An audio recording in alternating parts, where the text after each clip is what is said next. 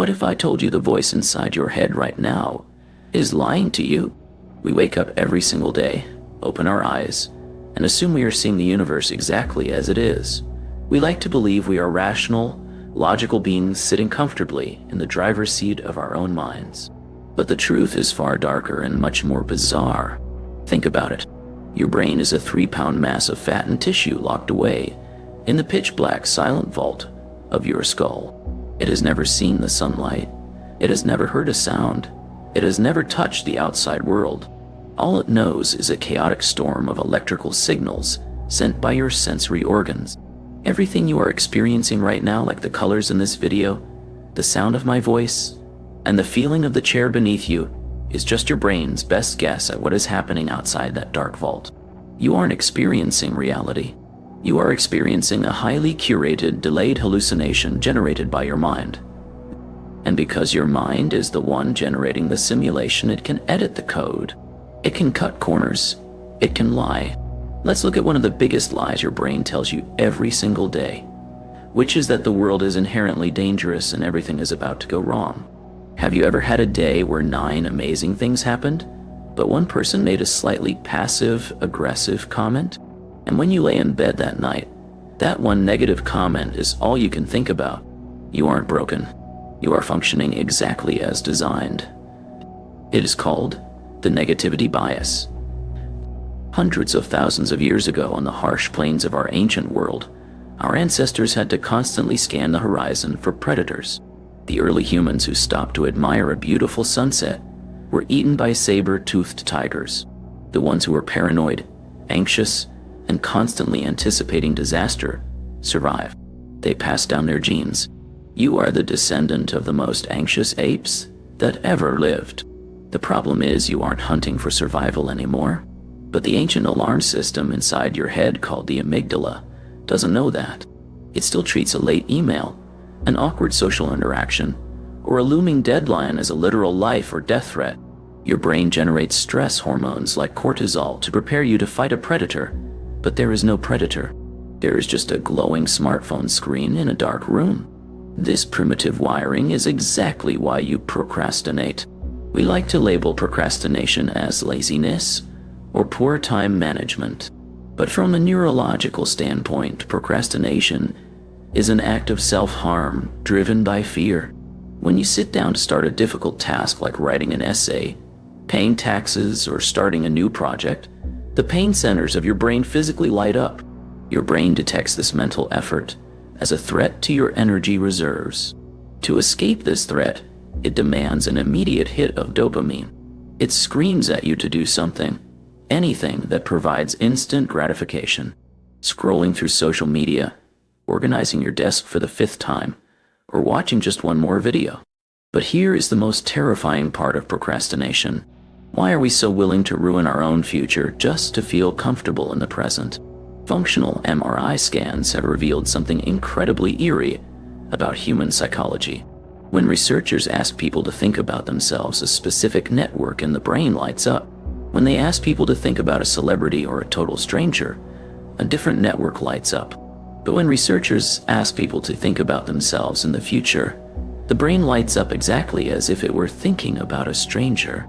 Your brain literally lacks the empathy to care about the future you. When you put off that task, your primitive wiring tricks you into believing that the person who will suffer the consequences tomorrow isn't you at all.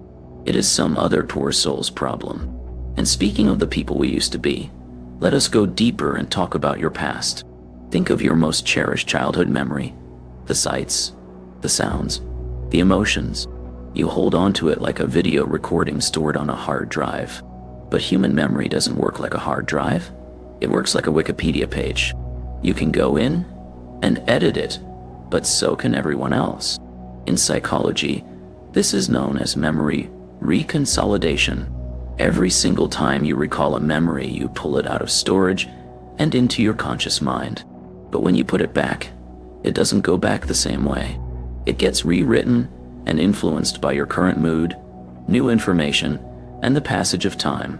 This means the memories you think about the most are actually the most distorted. Psychologists have successfully implanted entirely false memories into people's minds, In controlled experiments, they have convinced adults that they were lost in a shopping mall as a child, or even that they committed a crime that never happened. Within a few weeks, the subjects don't just agree that it happened. They start providing vivid, fabricated details of the event. You are constantly rewriting your own history to fit the narrative of who you think you are today. You are quite literally a completely different person than you were yesterday.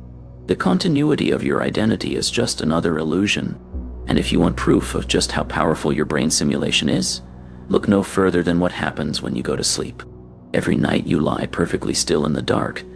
Your brain deliberately paralyzes your muscles so you cannot act out. It completely shuts down the prefrontal cortex, which is the logical and rational part of your mind. And then it pumps you full of neurochemicals and forces you to experience vivid, bizarre, and often terrifying hallucinations for hours at a time. We call them dreams. But from a clinical perspective, dreaming is a nightly bout of temporary psychosis. During a dream, you accept the most absurd realities as absolute truth. You might be flying, you might be talking to people who have been dead for years, or you might be running in slow motion from an invisible monster. And yet, while it happens, you rarely question it.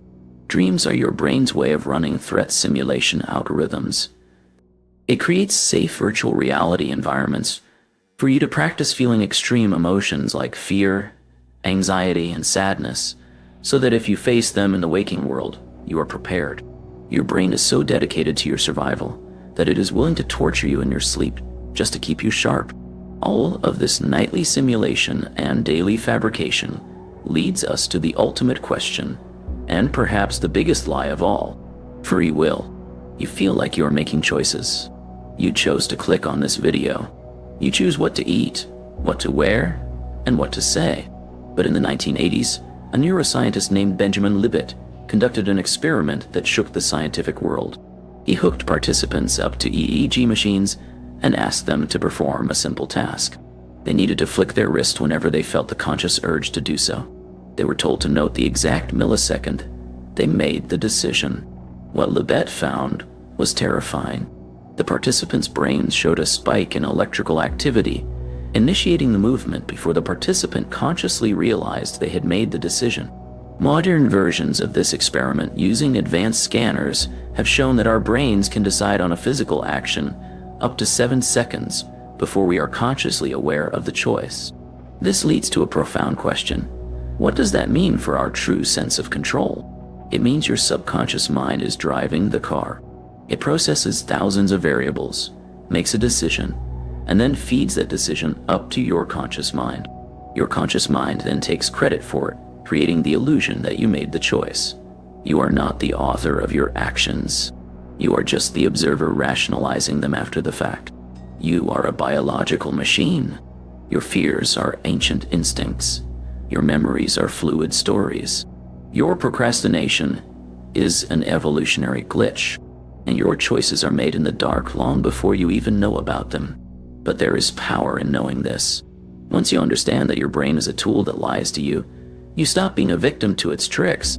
You can recognize the negativity bias and choose to look for the good. You can forgive yourself for procrastinating, knowing it is just a primitive fear response, and gently force yourself to start anyway. You can stop taking your own thoughts so seriously. You cannot control the thoughts that your brain generates, but you can control whether or not you believe them.